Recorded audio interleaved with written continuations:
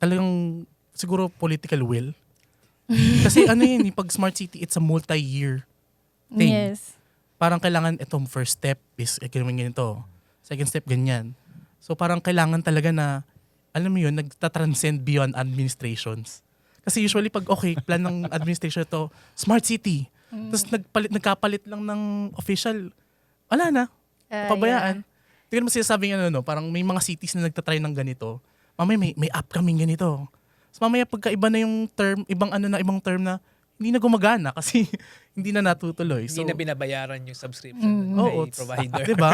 So it should be like a continuous Yes. initiative. Kasi at the end of the day, hindi lang naman yung administration yung parang nag-benefit from that, but everybody living in that community. And we're like trying to educate people, bring them closer to technology. And for those non-tech savvy people, what other way could we introduce technology to them than the smart cities, right? Like, because we're going to live and breathe on it.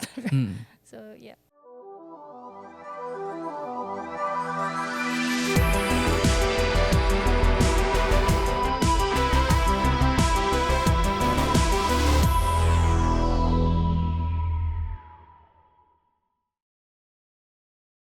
Welcome to Kang Computer, and we're going to talk about IT, the role of IT in smart cities.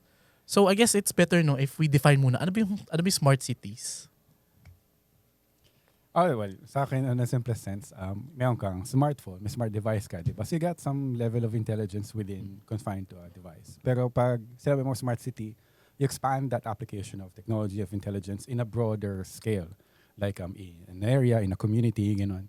That can be construed as, I guess, yung intuitively, hopefully, give you an idea of what smart city is. Parang if you have like a community or an area na parang you have some embedded technology doing some intelligent stuff around it. You can say that that's a beginning or some sort of smart city already. Yeah. And, there's a term, di ba, smart home. And your devices that you have for your home to control your home devices, your machines. No, you put that outside of your home. Expand outward. You look at it on ano ba yung mga important stuff sa bahay kaya mo lalagyan ng smart mo. Sa ilaw. No. Ako, I started doing smart home stuff. And ang unang-una ko lang ginawa is bukas ng ilaw. No? I remember some videos na may pinapalakpakan. No? Meron na nun talaga ngayon. Let there be light. Yes, let there be light, ilaw na. And the same way, I've seen cities where yun yung kanilang ginagawa, no? And smart doesn't, I think I've seen cities where they don't really start na yung smart connected internet.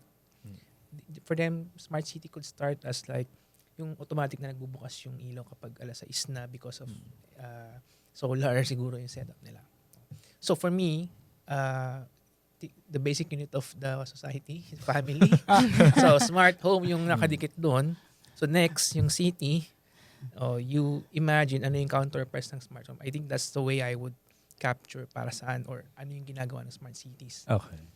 How about you? How do you define? For me, smart cities is just a network of connected intelligent device that gathers data. And then you use this data to actually improve the lives of the people in the community.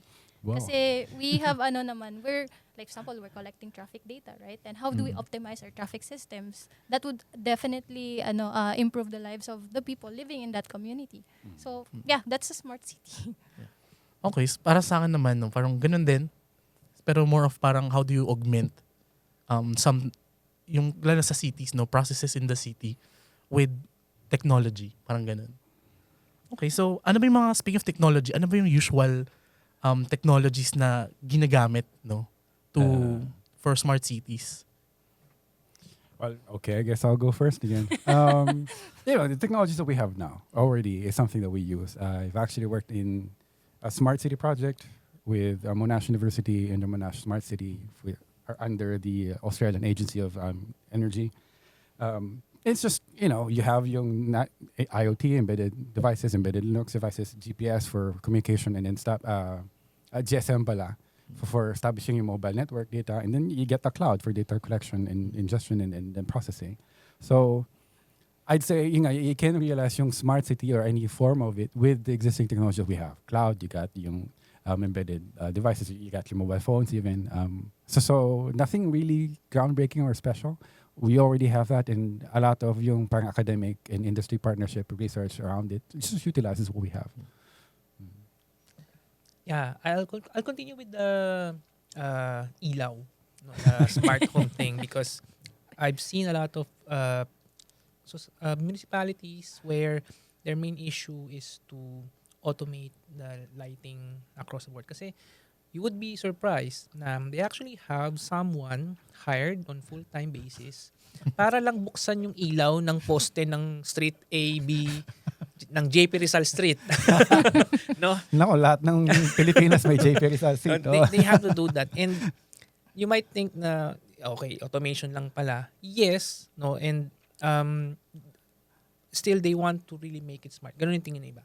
However, I've seen the larger trend, not just in the Philippines and in the world, na related to computer vision, where they want to utilize CCTVs and maybe specialized cameras to just take a look at what's happening around their facilities, especially yung foot traffic, not just traffic management, but even just remember may guard na nagbibilang ng pumapasok sa building. Now I've seen projects where someone would build a integration with the CCTV na titignan kung ilan yung mapasok. Yeah. And then they count it based on like, I think I've seen just last week may demographics na ng dumadaan. Uy, ito maliit. Teka lang, paano kung talagang mukha siyang bata? Baka mamistag. So, challenge of the smart city, but yeah, lighting and definitely computer vision related stuff. So, challenges, right? Cities face. Most kasi, it needs government intervention. So, if you want to implement smart cities, you have to like implement it at a large scale, and you need really serious money to actually implement this, to embed the infrastructure within the city. So, for example, like they're using CCTVs for controlling criminality, diba? Like they could probably like use computer vision for identifying na this actually is a type of a criminal act. Like if there's knives or like any weapons identified in that footage, in that specific frame, then that can be used. Another thing is like other very minute devices that we can probably integrate for, let's say, traffic, mga sensors around like high density areas.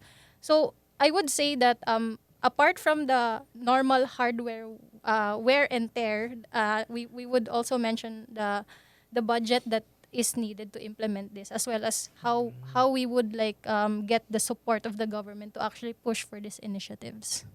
Sa akin yun, no? Talagang siguro political will.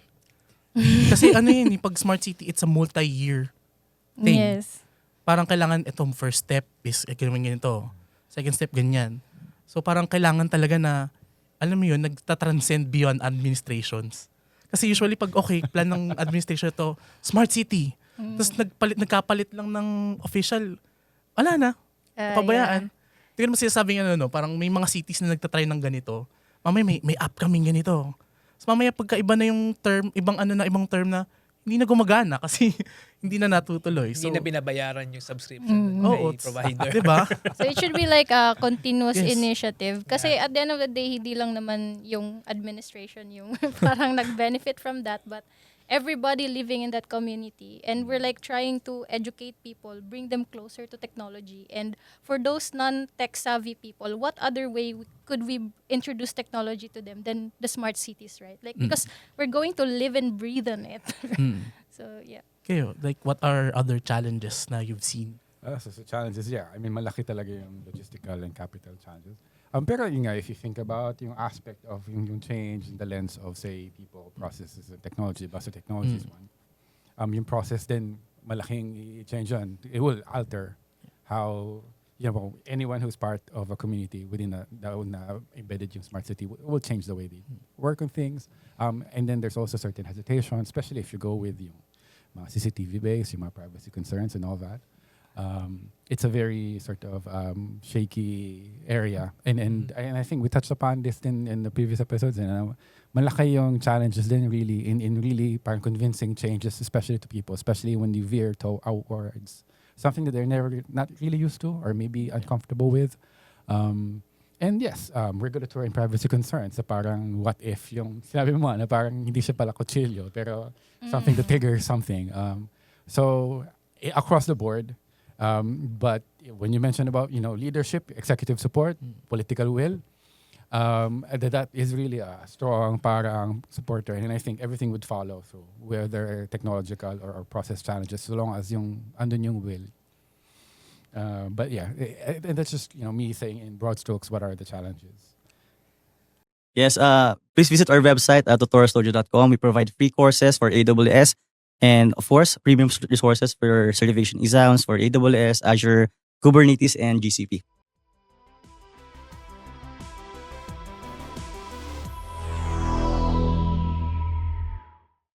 I'll go back to basics. Because ano ba yung talagang magpapasmart?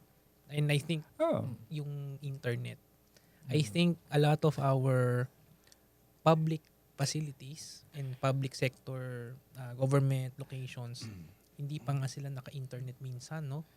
And I think there's a drive right now na baguhin yun. There are emerging technologies like yung direct to satellite internet natin, no? I think meron nang pumasok dito, Starlink, di ba? And yun yung talagang gusto na para ma-enable eh. Kasi if you don't have that, what you will end up is magbibuild ka na naman ng infrastructure to your targeted na smart city. So, for me, the basics kasi for me, yung magpa-power ng smart city, the basic infrastructure, kung dati ang tawag, electrical city. No? You just give them power. Anong next level na ngayon is magkaroon ng internet. And tanggalin natin yung lahat ng politics, 'di ba? The basics is saan magagaling 'yon. And I think the challenge of that could be solved. Pero nag-aagawan pa yata kung sino yung gagawa, because aside from someone gustong pumapel, merong I'm sure some emerging companies in there trying to take the piece of pie. And I actually have some sabi nating inside info. Ay, wow, daming chismis alam. Oo, meron talagang pino-hold. Sabi nyo nga, bakit abutin ng next year or ano, kasi nga gusto niya pag siya na yung nakaupo or hanggang doon lang pag nakaupo. Kasi meron pa nga nangyari, pag nawala siya sa pwesto, di gawin na natin business yan. No? So, definitely challenge yung part ng, alam mo na yung basics, but dahil alam mo rin yung basics, ang daling na to twist para hindi siya magamit diretso. So, I hope there would be something na to deal with that. No? Kasi basic na issue. Well, that's one really parang institutional challenge na yun. Hindi sa technology. Yan na. Pero yung masasabi ko lang, yung mga, at least yung mga rollback, like yung mga projects na I've been involved with na smart cities, yung typical wireless internet technology, yung mga 4G, that actually suffices. And then I think, yun yung parang magiging constraint mo din when building the technology, yung kung gaano ka-spotty yung mga mobile network. And then you consider that in building your solution. So you incorporate certain parang tawag dito, mechanisms nga to try to kind of recover, lalo na kung for example na-lock yung pag-send mo ng mga data, di ba? Because naging interruption sa data, and how you're gonna recover that kung depende kung real time or by batch siguro yung processing mo. But anyway, that's just the nature of your system. But for now, I think you don't really have to, imagine installing satellite receivers everywhere. I think that's a bit more costly and much cost effective yung existing wireless technology now. And then that's how I think at least my project in the past few years have been just really utilizing what we have. Siguro parang last, siguro ano yung parang smart city feature in a different country that you want to see? Kahit hindi na from other country, kahit yung meron dito na you want everywhere to be adopted. Kahit at sa baseline. We just want to have stable internet everywhere. Let's start with that, because that would definitely empower the device. Empower the devices, right? Like, how can the device be connected and at the same time gather data if we don't even have that connectivity in the first place. Yeah. And that's what I meant also with the basis because, for example, yun, the computer vision, very high requirement siguro yung mag-stream ka ng video to capture all those things. Although siguro mag-isip tayo ng solution na doon sa camera may mini Raspberry Pi doon na nagpo-process na muna siguro ng video para ibato na lang yung data. But still, that's a lot of things to configure. Pero at the end of the day, the real problem is connectivity. However, just to add, Pilipinas. Oh. Pilipinas. Sa We don't have the Pilipinas. infra for it yet. Yeah. I think I'd love to see more smart city innovations and tools na related talaga to transportation. Not just for the metropolitan, no? Kasi masyadong naisip ng tao, kailangan pabilisin yung traffic sa Metro Manila. I'm just looking at the inter-province travel na magkaroon man lang tayo ng umalis na ba yung bus na to from this station, from this. And then, kung dumaan na ba yung bus na to on this like intersection on a certain. Kasi I have relatives sa probinsya. Problema nila yung naiiwanan ng bus. Inaantay lang nila yung bus doon sa kanto ng kanilang ng JP Rizal. Kanto ulit ng JP Rizal. And wala na silang abutan and minsan tsamba ba na kung merong next trip. No? So travel or transportation, not traffic management is where I'm looking at because sa ibang bansa sila nga wala pang smart meron na sila nung sa mga bus stops merong timetable na very specific. Ayoko nang mag-invest pa na gumawa tayo nun. Let's solve it by using smart technology. May mobile app that just checks kung nasa na yung bus na to at this level time or any other like transportation method. Kasi marami tayong pwedeng i-adapt eh. Siguro ikuwento ko na lang yung nature nga ng project ko. Essentially, kagaya ng sinabi niya na it requires really parang uprooting yung existing infrastructure and then changing it drastically. So merong concept kasi ng distributed energy resources na parang hindi tayo, di ba, parang naka-grid, Meralco, ganun, tapos pasok sa bahay. Sa kanila kasi, sa ibang lugar, sa ibang mga first world countries, parang pwede kang magkaroon ng solar panel. Tapos pag mayroon kang excess power, pwede mong i-contribute yung power pabalik sa grid, tapos babayaran ka. Tapos, iba din kasi yung dynamics pala ng pricing niya. Minsan, parang depende sa araw, depende sa oras. Kunyari, mataas yung peak, mataas yung demand, mas mahal yung kuryente nun. So, yung smartness na ginawa is about yung really gathering yung usage and statistics ng lahat ng distributed energy resources and optimizing it in such a way na parang pag mahal yung energy sa spot market, mas optimal na store mo muna sa battery yung mga data tapos i-consume mo siya pag nandun yung demand mo, gano'n, and all that. And really, putting in the smarts in at least energy consumption, generation, and distribution para ma-reduce yung cost, maximize yung profit, ma-maximize yung availability.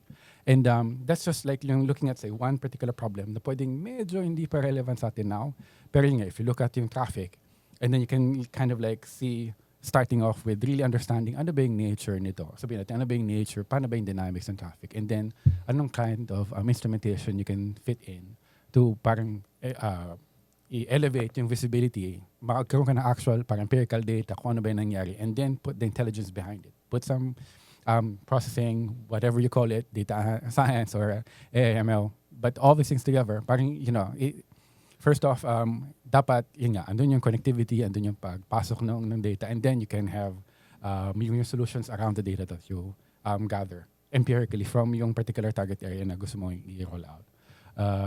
So yun yung, I think na may way of really being more empirical and gathering data on any sort of process in a community scale or in a city scale, and that's pretty much what yung smart city is all about.